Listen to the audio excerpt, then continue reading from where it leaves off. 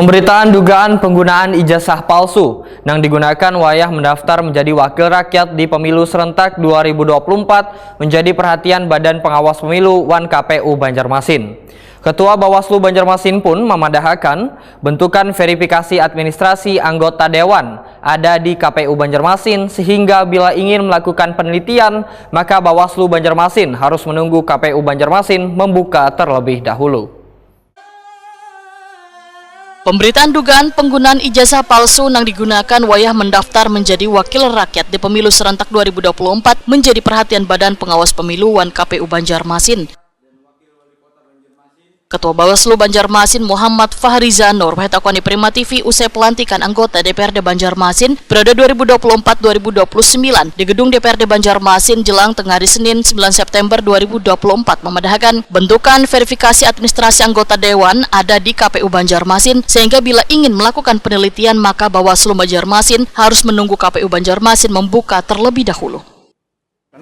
Ya, itu kan bentukannya kan masih ada di provinsi KPU kota ya. Iya, Pak. Nah, jadi yang memang kami sifatnya melakukan penelitian itu harus menunggu dari KPU dulu untuk membuka ya. Karena data-data dan segala macam itu kami hanya sebagai pengunjung.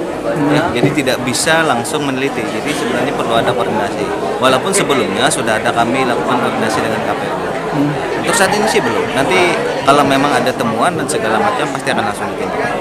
Tapi kelihatannya aman ya, Pak? Ya, insya Allah aman. Ketua KPU Banjarmasin Rusnailah memandahkan salah satu administrasi yaitu ijazah adalah merupakan persyaratan awal dari bakal calon anggota dewan sehingga verifikasi yang dilakukan pun sesuai dengan aturannya. Oh, itu kan persyaratan di awal ya saat mereka mendaftar sebagai caleg ya. Nah, jadi tugas KPU itu adalah memverifikasi ijazah itu sesuai dengan aturannya. Jadi syaratnya adalah dilegalisir oleh orang yang memang berwenang untuk melegalisir. Itu. Jadi kita hanya sebatas ijazah itu, fotokopi ijazah itu apakah sudah sah atau tidak. Nah, masalah ijazah itu asli atau palsu bukan kewenangan kita ya untuk menyelidikinya. Namun seandainya ada laporan, nah pastilah kami akan menindaklanjuti. Tapi untuk sementara tidak ada. Untuk sementara ini kayaknya aman boleh untuk hubungan ini boleh. Di Kota Banjarmasin. Namun sekali lagi untuk menyatakan ijazah orang asli atau palsu itu bukan kewenangan kami.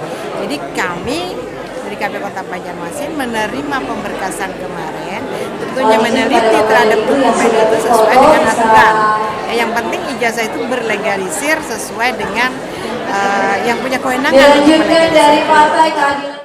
Rusnailah menyatakan administrasi anggota DPRD Banjarmasin periode 2024-2029 hingga wahini kadada masalah.